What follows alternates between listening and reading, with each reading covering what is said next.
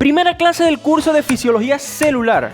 En esta serie de videos aprenderás todo lo que tiene que ver en cuanto a estructura y función de nuestra célula, para que de un nivel principiante a un nivel experto comprendas cómo funciona esta en nuestro organismo. Así que sin más, suscríbete porque vamos iniciando. Te comenzaré hablando sobre qué es la célula. La célula no va a ser más que una unidad estructural y funcional mínima de vida. ¿Por qué una unidad estructural y funcional? Porque todas las estructuras o todos los componentes que va a tener junto con las funciones van a estar muy relacionados, permitiendo de esta forma que actúe como un todo único y permita que se realicen procesos como la digestión celular, la respiración celular, incluso síntesis de proteínas también a nivel celular, que finalmente todas estas células lo que van a propiciar es que nuestro cuerpo se mantenga con un buen funcionamiento o con un funcionamiento óptimo. Que pueden ser de dos tipos: procariotas, las que tienen principalmente las bacterias, y eucariotas, que es las que tenemos nosotros los seres humanos junto con las plantas y los animales. Las células procariotas, que tienen una estructura nuclear no tan bien definida como nosotros los seres humanos, además de que existen otras diferencias que en este momento no es objetivo entrarte, ya que hablaremos solamente de la célula eucariota, pero en el ser humano. Aquí vemos una célula específicamente vista al microscopio óptico. Y de esta forma vamos a identificar dos componentes importantes o dos componentes principales. Primeramente tenemos al núcleo, que va a ser toda esta estructura que te estoy señalando aquí, delimitado en este caso por una membrana nuclear, una doble membrana lipídica o de naturaleza lipídica que lo separa a ese núcleo de lo que se encuentra por fuera de él, que va a ser el citoplasma. Además, en el núcleo también van a existir otras estructuras como el nucleolo y el nucleoplasma, pero esto lo veremos específicamente en la clase donde hablemos de núcleo, donde conozcas todo lo que tiene que ver con núcleo, y de un nivel básico a un nivel experto vas a conocer esto.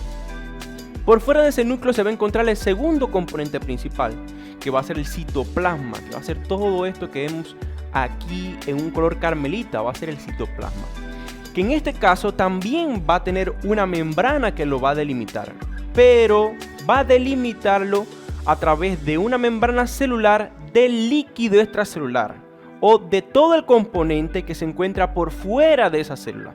Entonces, si nos damos cuenta, ya nuestra célula tiene un sistema de membranas, una serie de membranas que no son solamente estas que las que le estoy representando aquí, sino que existen otras también en determinados órganos o componentes de la célula que van a permitir esas membranas de naturaleza lipídica siempre delimitar o permitir un espacio en el cual estén bien delimitados todas esas estructuras celulares. Entonces vemos dos componentes principales, el núcleo y el citoplasma.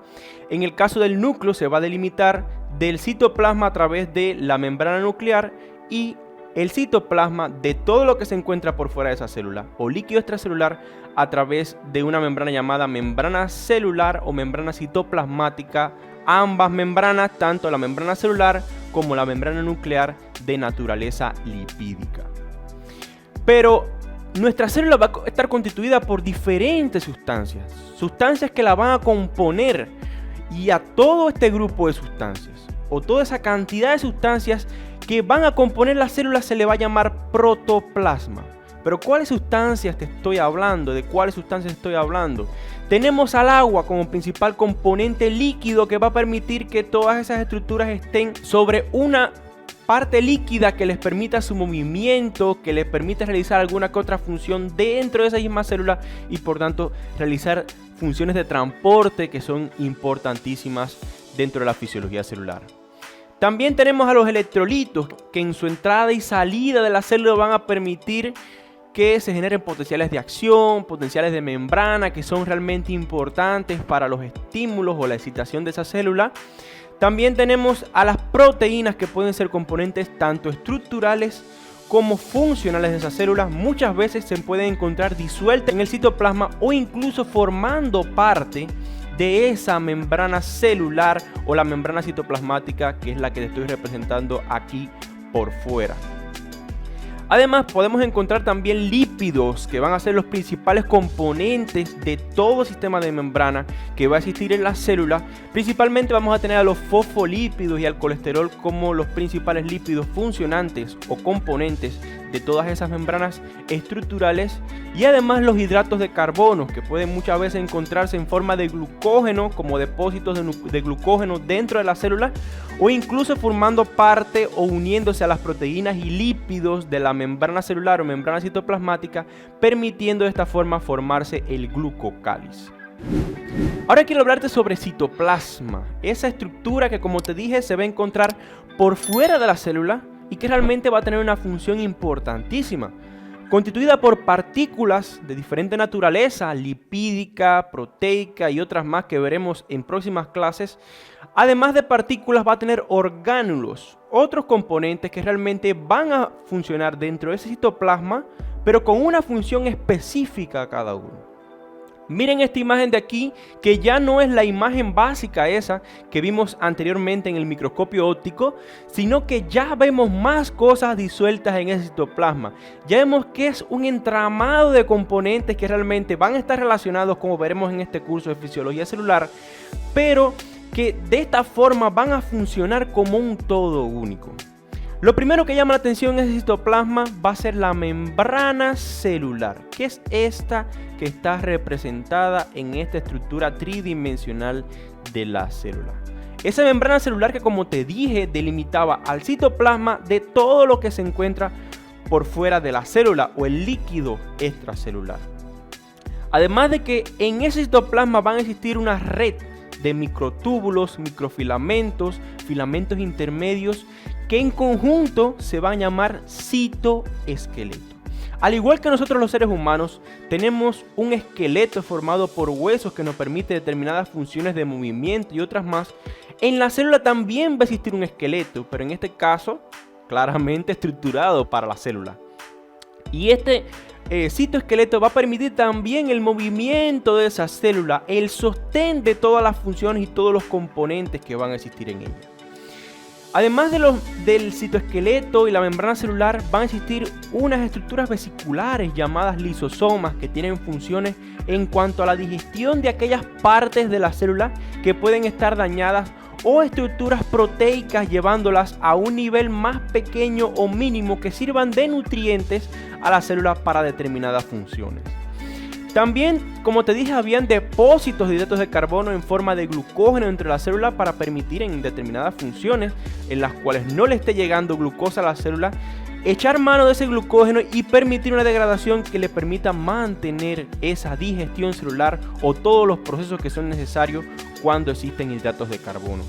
Y aquí también vemos los ribosomas, esos punticos en negro que aquí te represento, que pueden estar unidos al retículo endoplásmico rugoso. El retículo endoplásmico, que va a estar formado por dos tipos, el retículo endoplásmico rugoso y el retículo endoplásmico liso. El rugoso, a ese se le van a unir los ribosomas. En el retículo endoplásmico liso no van a existir ribosomas unidos a su estructura. El retículo endoplásmico, que va a tener una función importante en cuanto a la maduración o el procesamiento de determinadas proteínas que van a ser importantes para la célula, o proteínas que se van a insertar finalmente en la membrana celular. También tenemos el aparato de Golgi, que tiene una función también principal en cuanto al procesamiento proteico, ya que a este le van a llegar algunas vesículas procedentes de ese retículo endoplásmico rugoso o ese retículo endoplásmico que van a tener ribosomas pegados, le va a mandar algunas vesículas a ese aparato de Golgi, y de él van a salir unas vesículas incluso más grandes que van a permitir que proteínas posteriormente, cuando lleguen a la membrana, sean secretadas por fuera de la célula y realizar determinadas funciones metabólicas o determinadas funciones endocrinas necesarias para nuestro cuerpo. También tenemos las mitocondrias, que es el sitio donde va a ocurrir el proceso de ¿qué? De respiración celular.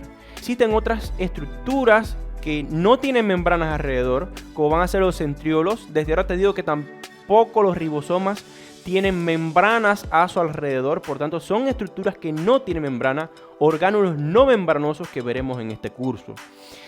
Y de esta forma visto algunos orgánulos, el citoplasma lo podemos dividir en dos porciones o regiones. La corteza o el ectoplasma, que va a ser aquella porción del citoplasma que va a estar más unida a la membrana celular, y el endoplasma, que va a ser esa porción del citoplasma que va a estar más unida hacia el núcleo.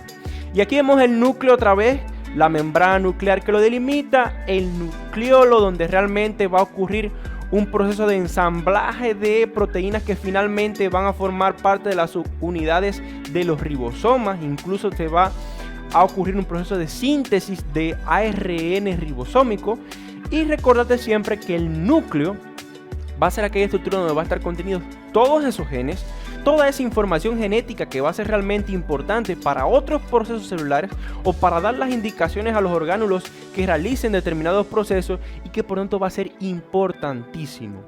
Además de que también pueden encontrarse cromosomas en el caso de que la cromatina se condense o esa red de filamento esté condensada, pero en condiciones normales o en condiciones de interfase en las cuales la célula no se está dividiendo, va a encontrarse en vez de cromosomas la cromatina. Entonces recuérdate bien, cromosomas es cuando todos esos filamentos se condensan, y cromatina cuando esos filamentos están dispersos en todo ese núcleo.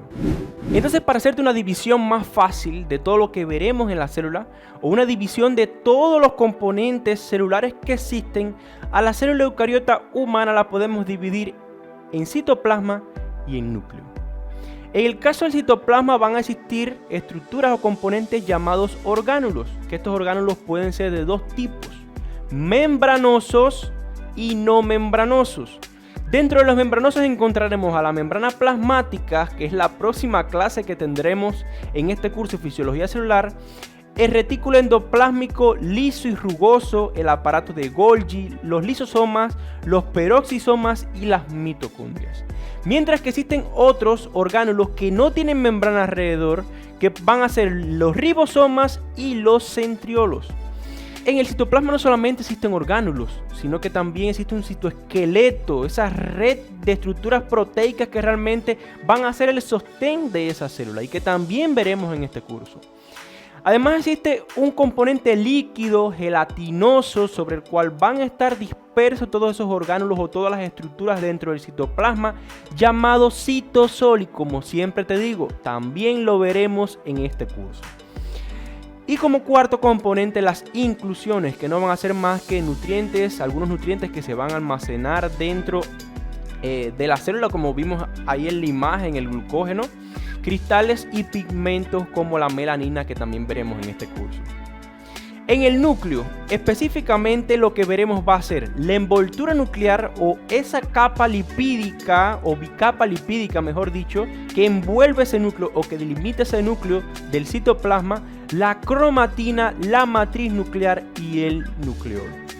Entonces, desde ahora te digo de que la próxima clase veremos algo realmente increíble. Esa membrana plasmática formada por una bicapa lipídica con proteínas insertadas, hidratos de carbono pegados a esas proteínas y lípidos, una cosa realmente increíble, y que por tanto desde ahora por favor suscríbete al canal para que de esta forma estés al tanto de la próxima clase o más clases sobre fisiología celular que realmente te van a facilitar la vida y te van a permitir que cuando un profe te pregunte de fisiología celular sepas responderle. Si a lo mejor alguno de los contenidos no te quedaron claros o necesitas información adicional sobre esto, de seguro en los próximos videos la tendrás, porque aprenderás realmente paso a paso todo el tema, y como siempre te digo, con el Dr. Riera la medicina se explica en una clase.